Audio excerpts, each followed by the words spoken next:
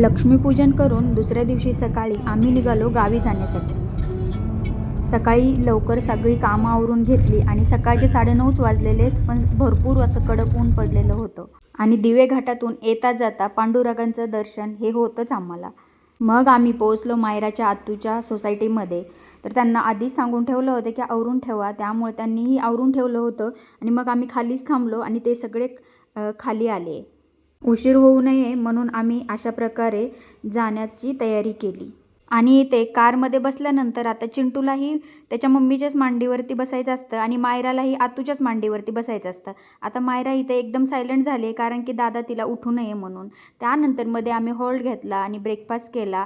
आणि सुट्टीचे दिवस असल्यामुळे हॉटेल्समध्येही भरपूर अशी गर्दी होती आणि सेल्फ सर्विस असल्यामुळे आणि घ्यायलाही वेळ लागला आम्हाला तिथे. मध्ये आता मुलांच्या आवडीप्रमाणे त्यांचा खाऊ होणार नाही असं काही होणारच नाही. आता एकाने घेतलं तर दुसऱ्यालाही पाहिजेच असतं. सगळ्यात पहिलं चिंटूनी त्याचं खाऊ घेतला. त्यानंतर त्याने मायरासाठी आणि आधीसाठीही घेतला. त्यानंतर मस्त असा आम्ही जम्बो वडापाव एन्जॉय केला.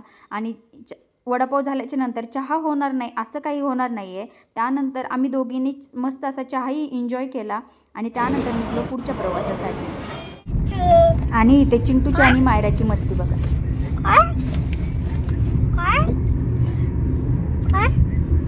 ती कशी ढकली त्याला बघा ना, ती फार ढकली ती माघारी. त्यानंतर असं कडक ऊन होतं, पण मध्येच काही वातावरणामध्ये खूप छान चेंजेस झाला आणि एकदम छान असं पाऊस पडत होता. आता पावसाचा काही आनंद वेगळाच होता. आणि मध्ये चिंटू आता कॅमेऱ्यामध्ये हात घालतो, त्यामुळे असं काहीसं होतंय. आणि त्यांच्यानंतर ताईंच्या सासरी पोहोचल्यानंतर त्यांच्या घरी एकदम छान असं गोंडस बाळ आहे आणि तिच्यापेक्षाही तिची एकदम छानशी स्माईल अशी एकदम क्यूट आहे.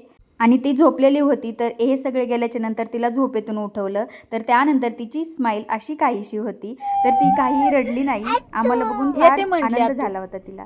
घरी जेवण वगैरे केलं आणि चहा वगैरे घेतला आणि त्यानंतर आम्ही गावी जाण्यासाठी आमच्या घरी निघालो.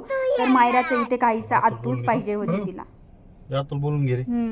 कर बर फोन. येते पुढे येतात. हा येते म्हटलं. म्हणले येते मी पिशवी.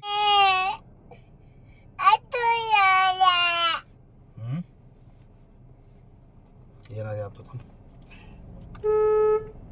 अयो मोहरल हॉर्न वाजत होते. कसं काय? Okay okay.